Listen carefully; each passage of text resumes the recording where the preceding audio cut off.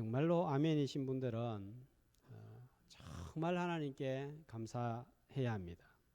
지금 여기 앉아 있는 분들 중에는 평안한 한 주간 또 평범한 한 주간을 보낸 분들도 계시겠지만 마음이 괴롭고 참담하고 근심과 걱정으로 낭망에 빠진 분들이 있을 것입니다.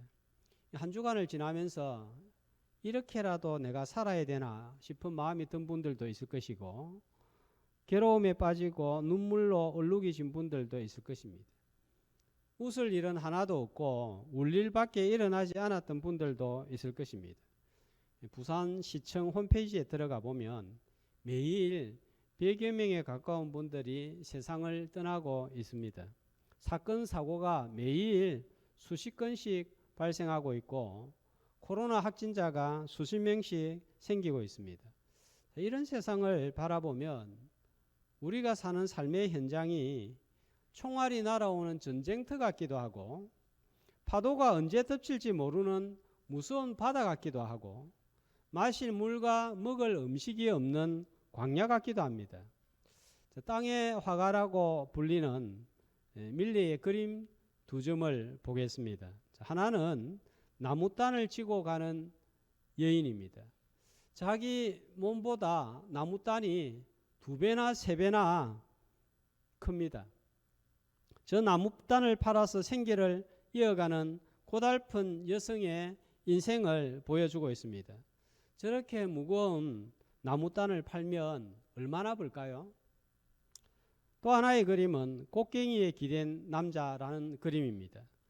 괭이질을 하다가 너무 힘들어하는 모습이 저 모습입니다. 잠시 허리를 펴고 쉬고 있습니다.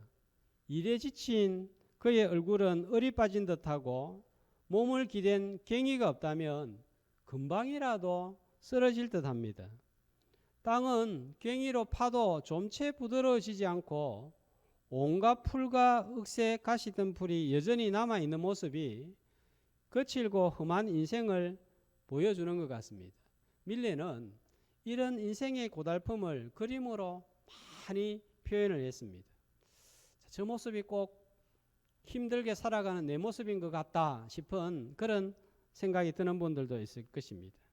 이런 전쟁터 같고 무서운 바다 같고 광야 같은 고달픈 세상에서 한 가지라도 좋은 일이 있다면 진심으로 전심으로 하나님께 감사해야 됩니다.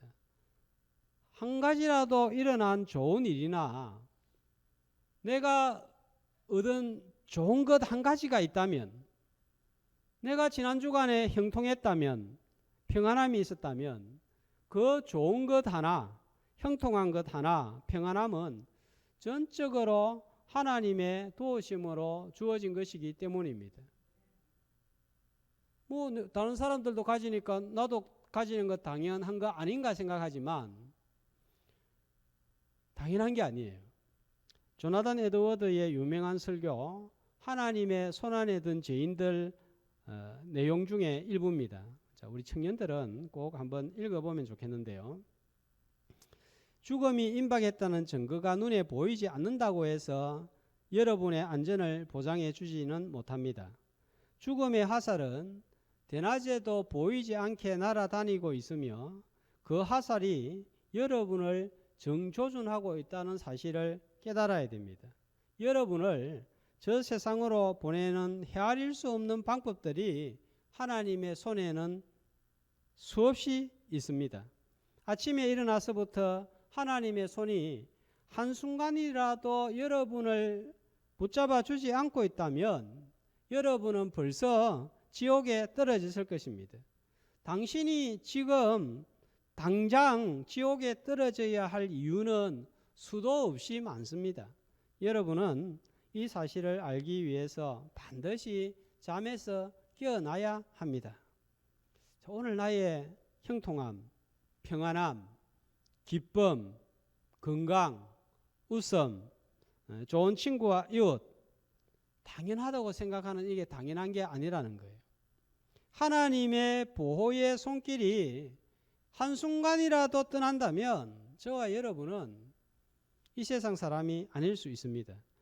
불행이라는 늪으로 빠지는 것은 한순간입니다. 하나님께서 지금 우리를 딱 붙들고 계시기 때문에 그걸 누리고 있는 것이고 오늘 이 자리에 있는 거예요. 그 사실을 믿고 감사하면서 하나님 앞에 나오는 예배의 시간이 되시기를 주님의 이름으로 축복합니다. 모압 왕 발락은 이스라엘이 소가 풀을 뜯어 먹듯이 주변을 점령하고 모압 자신들을 밀어내고 모압 땅을 차지한 아모리 두 왕 시온과 옥을 이스라엘이 물리쳤다는 소식을 듣고 또 이스라엘의 인구가 지면에 가득하게 많은 것을 보고 두려워서 이방술사 발람을 불러서 저주하는 방법으로 이스라엘을 막고자 하고 자신들을 보호하고자 했습니다. 신을 자신들이 원하는 대로 조종하여서 자신들을 보호하고자 하는 방법을 썼습니다. 그래서 파격적인 대우를 조건으로 내세워서 이방술사 발람을 불러서 이스라엘을 저주하여서 이스라엘을 막고자 했습니다. 그런데 저주해야 돈을 받고 대우를 받는데도 불구하고 술사 발람은 저주가 아니라 그 입에서 이스라엘을 향한 축복이 쏟아지고 있습니다. 22장 6절 말씀해 보면 이 발람 선지자는 얼마나 신통한가 하면 그대가 22장 6절 하반절입니다. 복을 비는 자는 복을 받고 저주하는 자는 저주를 받을 줄을 내가 알미니라. 이방 술사임에도 불구하고 말하는 대로 되는 거예요. 이런 신통함이 있는 이방 술사가 발람이었습니다. 발락은 이것을 노린 거예요. 발람 헷갈리는데 발락은 모압의 왕이고 발람은 이방 술사이고 그렇습니다. 그런데 이스라엘은 저주가 아니라 축복을 받고 있습니다. 왜 이럴까요? 23장 5절 말씀을 보면 이방술사 발람의 마음과 입을 누가 주장하고 있습니까? 여호와께서 발람의 입에 말씀을 주시며 하나님께서 그 배후에 있는 거예요. 하나님이 이스라엘에게 임할 저주를 지금 차단을 하고 보호를 하고 있습니다. 그런데 이스라엘은 이 사실을 전혀 모르는 거예요. 그러니까 광야에 평안하게 지내고 있으니까 그게 당연한 줄 압니다. 그게 아니에요. 하나님이 지금 이스라엘에게 임할 저주를 막아주고 있기 때문에 보호하고 있기 때문에 지금 광야에 안전하게 거하고 있는 것입니다. 뿐만 아니라 저주가 임해야 되는데 축복이 쏟아지는 그런 일이 일어났습니다. 하나님께서 자기 백성들에게 쏟아지는 저주를 축복으로 변화시키고 있기 때문입니다. 그러므로 우리가 오늘 좀 어렵고 힘들고 괴롭더라도 너무 절망하지 말고 얼마든지 화를 복으로 변화시키시는 그 하나님을 주목하는 오늘 예배의 시간이 되시기를 주님의 이름으로 축복합니다. 저주가 나와야 할 발람 술사의 입에서 어떤 축복이 흘러나온지 살펴보겠는데 아까 줄친 부분 있죠. 그 4번에 걸쳐서 축복을 했는데 시간 관계상 3가지만 살펴보겠고 3가지 축복 가운데서도 다 살펴볼 수 없고 핵심적인 몇 가지만 살펴보도록 하겠습니다. 첫 번째로 9절 말씀해 보면 이 발람이 이스라엘을 보고 뭐라고 예언을 하고 축복을 하고 있죠. 이 백성은 홀로 살 것이라 그를 여러 민족 중 하나로 여기지 않으리로다. 무슨 말입니까? 이 백성을 어떤 백성이라고 그래요? 홀로 살 것이고 다른 민족하고 다르다 구별됐다는 거예요. 구별되어서 다른 민족이 얻지 못한 특권을 가졌다는 것입니다. 이스라엘 백성들은 다른 민족과 비교할 때 어떤 특권을 가졌습니까? 신명기 4장 33절 34절은 이렇게 말씀합니다. 한 목소리로 어떤 국민이 불 가운데서 말씀하시는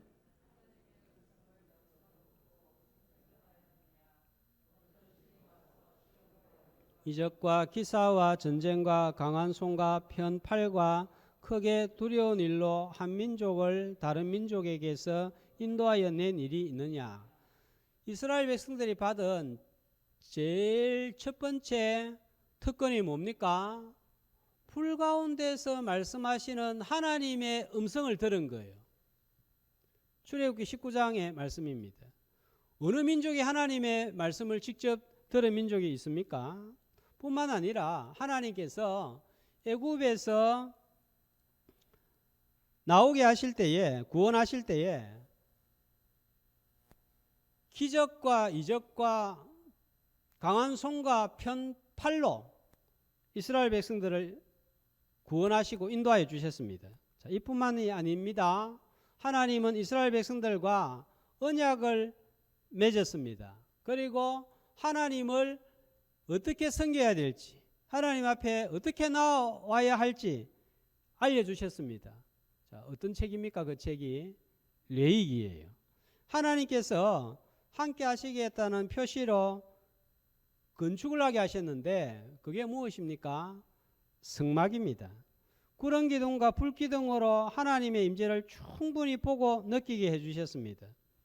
비록 물도 없고 음식도 제대로 없고 자기 땅이 한 평도 없는 광야에 거주하고 있지만 어느 민족, 어느 나라에도 주시지 않은 이런 특권을 이스라엘 백성들이 홀로 제일 먼저 받은 거예요.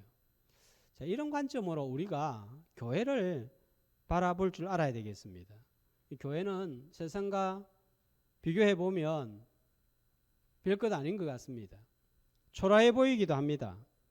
교회가 가진 것이 없어 보입니다. 그러나 하나님은 세상에 주시지 않은 놀라운 특권을 교회에다가 맡겼습니다. 무엇을 맡겼습니까? 말씀을 맡긴 거예요. 그래서 교회를 가리켜서 진리의 기둥과 터라고 했습니다. 예배를 맡겼습니다. 그래서 이 교회를 가리켜서 하나님의 집이라고 한 거예요. 그래서 우리 성도들은 교회에서 딱 들어올 때 간판에 뭐라고 적혀 있습니까? 이곳은 하나님의 집이요, 여기는 하나님이 계신 전이로다, 이렇게 기록이 되어 있습니다. 뿐만 아니라 성령을 주셨습니다. 애굽의 종살이에서 벗어나 홍해를 건너 구원을 얻게 하신 것처럼 말씀을 통하여서 거듭나게 하시는 구원의 역사를 주셨습니다. 그 표시로 세례를 베풀도록 교회에 허락을 하신 거예요. 그래서 의인이 되게 하고 영원한 생명을 교회를 통하여 부여받게 하셨습니다. 이 모두가 교회를 통하여 이루어지는 일이에요. 세상 정부에다가 맡기지 않았습니다. 잘 나가는 대기업에다가 맡기지 않았습니다. 하나님의 교회에다가 맡긴 거예요. 그래서 하나님의 집이라고 합니다. 아무리 위대한 기업, 훌륭한 회사라도 하나님이 그것을 향하여서 하나님의 집이라고 한 적은 없습니다. 그러므로 교회에 위기는 있지만 교회는 절대로 문을 닫지 않을 거예요. 교회가 넘어질 것 같지만 결코 넘어지는 일은 일어나지 않습니다. 왜냐하면 넘어지지 아니하시는 하나님께서 강한 손과 편팔로 보호하시기 때문입니다. 10절 말씀해 보면 야곱의 티끌을 누가 능히 세며 이스라엘 4분의 1을 누가 능히 셀고, 셀 수 없을 정도로 교회는 번성하는 거예요. 지난주에도 말씀드렸지만 아수르, 바벨론, 헬라, 로마 같은 강국들이 세상에 잠깐 나타났다가 사라졌지만 사라진 거예요. 그러나 교회는 사라지지 않는 거예요. 유럽에서 미국으로, 미국에서 아시아로, 아시아에서 이제는 아프리카로 점점 더 확대되고 번성하게 되는 것입니다. 하나님께서 그 교회를 붙들고 있기 때문입니다. 자, 10절 말씀을 보시면은 이방인 술사의 바람이 소원이 무엇입니까? 나는 의인의 죽음을 죽기 원하며 나의 종말이 그와 같기를 바라노라. 이방 술사 발람이 이런 교회의 모습을 보고 이스라엘의 모습을 보고 자기도 마지막 종말이 그와 같기를 바란다고 했습니다. 하나님께서 교회를 구별하여 베풀어 주신 특권을 소중히 여기는 성도들이 되시기를 주님의 이름으로 축복합니다. 두 번째로 21절 말씀을 보면 하나님께서 보시는 것이 있고 하나님께서 보시지 않는 것이 있습니다. 하나님이 무엇을 보셨습니까? 하나님의 백성을 저주하고 망하게 하려는 것을 보시고 그것을 차단을 한 거예요. 그런데 21절에 보면 하나님이 보시지 않는 게 무엇입니까? 야곱의 허물을 보지 아니하시고 이스라엘의 반역을 보지 않습니다. 여러분, 이게 은혜 중에 은혜인 거예요. 애굽에서 나와서 이스라엘 백성들이 광야에 거주하면서 광야에서 보여준 이스라엘 백성들의 모습은 어떤 모습이에요? 허물과 반역밖에 없습니다. 허물과 반역 투성입니다. 자, 이 민수기는 구원받은 이스라엘 백성들이 광야에서 하나님 앞에 어떤 모습을 보여줬는가, 그걸 적나라하게 알려주고 있습니다. 시내산에서 1년을 머물고 출발한 지 며칠 지나지 않아서 11장에 보면 악한 말로 운망하여서 진영 끝이 불사람을 당했습니다. 이 만나를 하나님께서 광야에서 주신 것이 얼마나 감사한 일인가요? 그런데 고기 먹고 싶다고 원망을 했습니다. 이까짓 거 이게 뭔데? 몇십 년 받아 먹다가 보니까 이런 소리가 나오는 거예요. 변망덕한 행동이죠. 12장에 보면 미리암과 아론이 하나님이 세우신 모세의 지도력에 반기를 들었습니다. 13장에는 가데스 바네아 정탐 후에 대표자들은 불신앙의 보고를 하고 이 보고를 들은 백성들은 원망하다가 또 재앙으로 죽었습니다. 이런 백성을 가리켜서 하나님은 이 백성들이 10번이나 나를 시험했다 그랬습니다. 자, 10번 하는 거는 12라는 숫자가 딱 그대로 10번이 아니라 만수예요. 충분하다는 거예요. 충분히 하나님을 노엽게 할 정도로 반역과 허물이 많았다는 것입니다. 16장에는 고라무리의 반역이 있었습니다. 20장에는 르비딤에서 물이 없다고 다시 원망을 했습니다. 그런데 하나님께서는 보지 않으신다는 거예요. 자, 이게 사제의 은총이에요. 하나님께서 이스라엘 백성들이 광야에서 보여준 허물과 반역을 일일이 다 보셨다면 어떻게 되었겠습니까? 광야에서 전부 다 죽어야 되는 거예요. 젖과 꿀이 흐르는 가나안 땅에 들어갈 수가 없습니다. 우리 성도가 받은 은혜 중에 가장 큰 은혜가 있다면 죄사함의 은혜입니다. 저는 그래서 이 죄사함의 은혜가 있다는 것이 정말 감사한 거예요. 허물과 반역이 얼마나 많습니까? 제가 늘 자주 던지는 질문 중에 하나가 하나님을 기쁘시게 하는 것이 많습니까? 하나님을 욕되게 하는 것이 많습니까? 하나님을 만족하게 하는 것이 많습니까? 하나님께 심판받을 짓을 많이 합니까? 오히려 예수 믿지 않는 자들보다 우리가 더 못할 때가 많습니다. 그런데 하나님께서 이걸 보시지 않는다는 거예요. 왜 그럴까요? 21절에 보면 여호와 그들의 하나님이 그들과 함께 계시니 왕을 부르는 소리가 그 중에 있도다. 왕을 부르는 소리가 있기 때문입니다. 이스라엘 백성들이 다른 민족과 비교해 볼 때 하나라도 잘난 것, 탁월한 것이 있습니까? 없습니다. 애국과 바벨론에 있는 거대한 신전도 없습니다. 건축술도 없습니다. 경제력도 뒤집니다. 군사력도 뒤집니다. 그래서 이스라엘 백성들이 광야에서 좀 뭐가 마음에 안 들면 뭐라고 이야기합니까? 애굽에 있을 때는 하면서 애굽을 그리워했습니다. 그런데 애굽에 없는 것 있습니다. 무엇입니까? 누구입니까? 하나님이 계시는 거예요. 하나님이 왕으로 계십니다. 하나님이 왕으로 계시고 통치하시기 때문에 이스라엘에게 문제가 생기면 하나님이 책임을 지시고 인도하십니다. 우리에게는 하나님께서 이제 예수 그리스도를 왕으로 주셨습니다. 그래서 어떻게 하십니까? 로마서 3장 25절은 이렇게 말씀합니다. 한 목소리로 이 예수를 하나님이 그의 피로써 믿음으로 말미암는 화목 제물로 세우셨으니 이는 하나님께서 길이 참으시는 중에 전에 지은 죄를 간과하심으로 자기의 의로우심을 나타내려 하심이니. 자, 이 말씀은 정말 은혜로운 말씀이에요. 이 말씀이 있기 때문에 우리가 오늘 이 자리에 있을 수 있는 거예요. 우리가 죄가 없는 것이 아닙니다. 죄가 있습니다. 자, 그런데 십자가의 피로 가려주신 거예요. 자, 전에 지은 죄를 어떻게 하셨다고요? 간과하셨다 하는 말은 덮어주셨다는 거예요. 죄가 없는 것이 아니고 있지만 하나님께서 그걸 보지 않으시고 없는 것으로 해주셨습니다. 그 위에 뭐가 있기 때문에요? 십자가의 피가 있기 때문에. 그래서 지난주도 생각하면 부끄럽지만 이 자리에 나오는 거예요.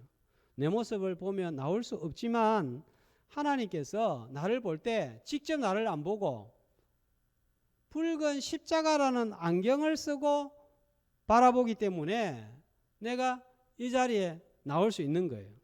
하나님께서 내 죄와 허물을 계속 보신다면 어떻게 되겠습니까? 내 속에 있는 허물과 반역을 전부 덜추어낸다면, 지난 과거를 전부 다 덜추어낸다면 심장과 폐부를 살피시는 하나님 앞에 누가 감히 이 자리에 앉아 있을 수 있겠느냐는 거예요. 허물과 반역을 우리의 왕이신 예수 그리스도의 십자가에 감추어 주시고 그 십자가를 통하여서 우리를 바라다 보시는 그 하나님을 찬양하는 예배의 시간이 되시기를 주님의 이름으로 축복합니다. 발락은 발람이 원하는 저주를 하지 않고 축복을 하니까 이제 장소를 옮깁니다. 22장 41절에 보면은 어떤 장소에서 발락이 발람을 향하여 저주를 하라고 했습니까? 바알의 산당인데요. 여기에서는 자, 어디가 보입니까? 이스라엘 백성의 진이 전부 다 보이는 거예요. 전부 다 보이니까 겁을 먹고 이런 축복을 하나 싶어서 장소를 옮깁니다. 14절에 보면 어디입니까? 소빔들에 있는 비스가 꼭대기예요. 그런데 이 비스가 꼭대기에서 보면은 13절에 이스라엘의 어떤 부분만 보입니까? 끄트머리만 보이는 거예요. 그런데 작게 보이니까 저주를 할 수 있겠지. 자, 어리석은 짓이죠. 19절에 보면 이런 어리석은 발락을 향하여서 발람의 입을 통하여서 하나님이 어떤 분이신지를 알려주셨습니다. 하나님은 어떤 분이십니까? 인생이 아니시기 때문에, 인생이 사람이 아니시기 때문에 하신 말씀을 절대로 변경하지 않는 분이십니다. 하나님의 뜻은 절대로 철회되지 않는다는 말씀입니다. 장소를 변경시킨다고 하나님께서 계획하신 일을 변경시키지 않습니다. 발락은 이 방법을 사용을 해서 신을 조종할 수 있다고 믿었습니다. 하나님은 조종당하는 분이 아니라 사람이 우리가 하나님께 조종을 당해야 됩니다. 신앙생활 처음 할 때는 잘 모르니까 이렇게 하면 저렇게 하면 어떤 방법을 사용하면 하나님을 내가 원하는 대로 끌고 갈 수 있겠지. 하나님이 끌려가 주시기도 하고 말도 되지 않는 기도를 해도 응답을 주시기도 합니다. 그러나 어느 정도 신앙의 연륜이 쌓이면 내가 끌려가야 되고 하나님의 뜻을 내 뜻에 맞추는 것이 아니라 내 뜻을 하나님의 뜻에 맞춰야 됩니다.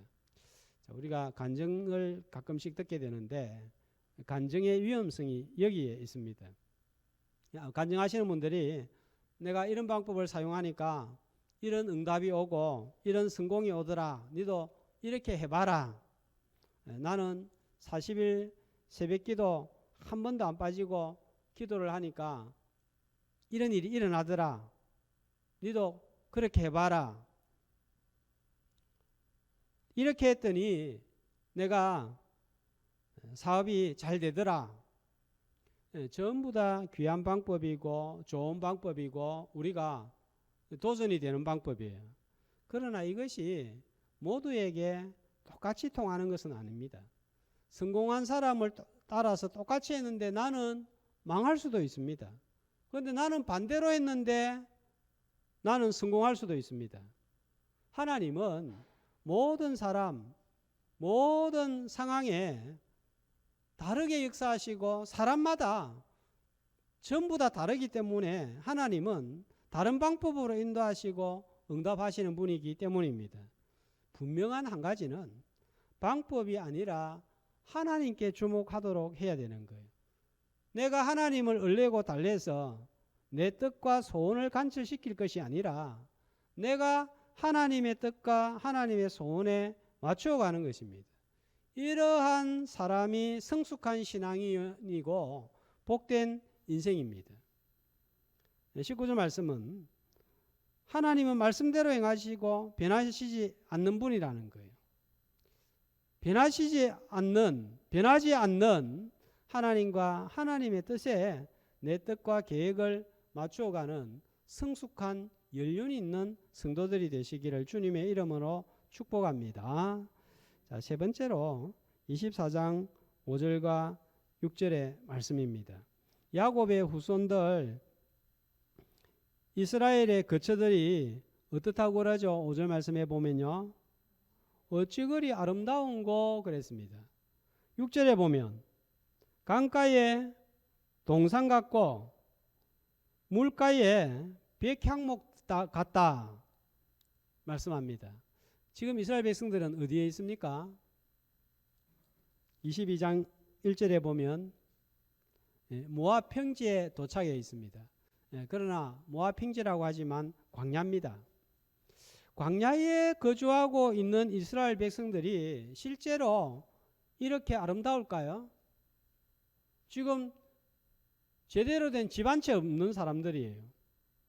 자기 땅이라고는 한 평도 없는 사람들이에요. 그런데 어찌 그리 아름다운 곳 강가에 동산 같고 물가에 백향목 같고 이렇지 않습니다. 그럼에도 불구하고 아름답고 동산 같다고 한 것은 이스라엘의 내면적인 상태를 보고 영적인 상태를 보고 말하는 거예요. 아까 하나님이 이스라엘 백성들과 함께 계시기 때문에 이스라엘 백성들이 가지는 특권들이 있었습니다.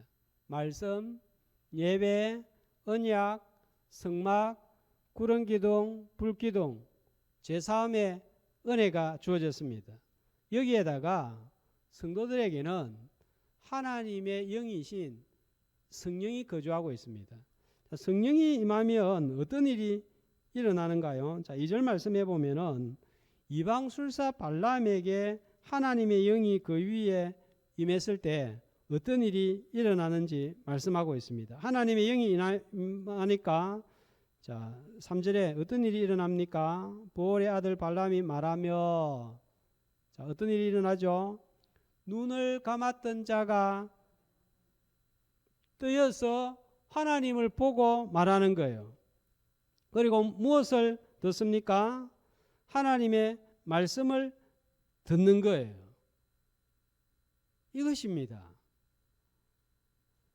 예배 시간에 말씀이 들리고 깨달아지는 분들이 있을 거예요. 민수기를 몇 개월째 보고 있습니다. 성막, 또 지파들, 지파 배치도, 행군 순서, 성막의 기구들, 또 성막의 색깔들, 그리고 이스라엘의 광야에서 여정을 들으면서 야, 이런 의미였구나. 말씀이라는 것이 이렇구나. 이 말씀하고 신약의 말씀하고 이렇게 연결이 되구나. 그래서 이렇게 살아야 되는구나. 이렇게 적용해야 되는구나. 눈이 열리고 귀가 열리는 분들은 복이 있습니다. 강가의 동산 같은 거예요.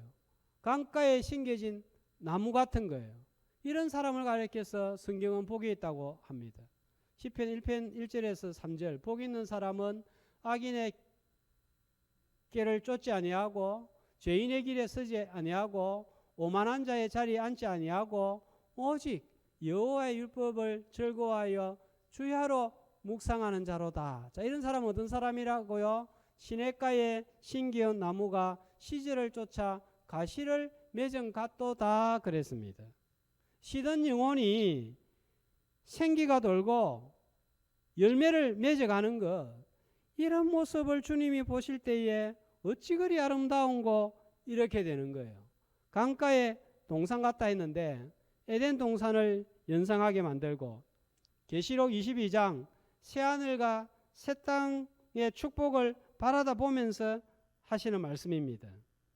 이방 술사 발람을 통해서 저주하려고 했지만 하나님은 오히려 이런 축복으로 변화시켰습니다.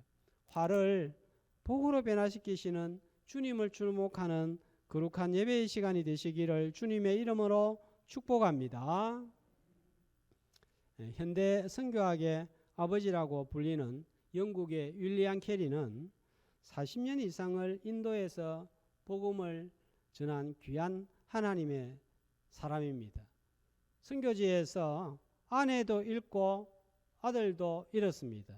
자, 이런 아픔과 슬픔에도 불구하고 8년 만에 성경 번역을 눈앞에 두고 있었습니다. 8년간 쉬지 않고 언어를 배우고 단어를 수집하고 사전을 만들어서 거둔 눈물 나는 성경 번역 작업이었습니다. 그런데 번역한 성경 인쇄를 앞둔 날 인쇄소에 화재가 발생했습니다. 10가지 성경 번역본, 힌두교 종교서적, 인도 번역 사전, 해석집, 인쇄 활자들, 엄청난 인쇄 종이가 하루아침에 잿더미가 되고 말았습니다. 이 화재가 나던 날 밤에 바람까지 심하게 불어서 하나도 남김없이 다 태워버리고 말았습니다. 태워버려도 어떻게 이렇게 하나도 남기지 않고 태워버릴 수 있는지 모든 것이 절망적이었습니다. 그런데 이 일 후에 이상한 일들이 곳곳에서 하나씩 벌어집니다. 인도 대학교에서 인도 학생들이 주머니를 털어서 성금을 윌리엄 캐리 선교단체에게 전달하기 시작했고 6개월 후에는 윌리엄 캐리의 인도 선교 소식이 영국 교회에 전해졌습니다. 무관심하고 있던 영국 기독교인들 사이에 윌리엄 캐리에 대한 뜨거운 관심이 일어납니다. 영국 교회의 기도 제목이 되었고 무명의 윌리엄 캐리는 영국 교회에 알려지는 기회가 됩니다. 영국 교회의 교인들이 도대체 윌리엄 캐리가 누군가 궁금해서 또 초상화를 구해달라는 요구가 빗발칩니다. 이 그려진 초상화가 1파운드에 팔려나가게 되는데 이 그림값까지 선교원금으로 보내게 됩니다. 이렇게 해서 많은 선교원금이 전달이 되고 나중에 더 이상 선교원금을 보내지 말라는 편지까지 쓸 정도가 되었습니다. 무엇보다도 이 화재로 말미암아 일어난 가장 큰 사건은 윌리엄 포버스라는 지도자의 주도 아래 영국 국민 50만 명이 선교사들이 인도에 자유롭게 입국해 줄 수 있는 허가를 해달라는 요구를 의회에 하게 되었고 이 법안이 통과되어서 셀 수 없는 선교사들이 인도에 들어가기 시작했습니다. 윌리엄 캐리 혼자 선교하는 것과는 비교할 수 없는 선교 사역이 이루어지게 되었고 본격적으로 영국이 선교의 문을 여는 기회가 되었습니다. 영국이 선교 대국이 되었습니다. 화재가 선교를 전부 망친 줄 알았는데 온 세상으로 뻗어가는 기회가 되었습니다. 하나님께서 하시는 일은 참으로 불가사의합니다. 전화위복의 하나님이십니다. 선지자 같지 않은 요나를 변화시키시고 악을 요셉에게 행한 형제들의 악을 선으로 변화시키시는 분이십니다. 합력하여 선을 이루게 하셨습니다. 오늘 우리가 예배드리는 이유는 한 주간 세상에 너무 빠져 살다 보니까 이런 하나님을 잊어버리는 거예요. 다시 이런 하나님을 바라보는 것입니다. 절망 가운데 있다가도 절망을 소망으로 변화시키시는 하나님, 저주를 축복으로 변화시키시는 하나님을 주목하는 거룩한 주일이 되시기를 주님의 이름으로 축복합니다. 자, 반주에 맞추어서 들었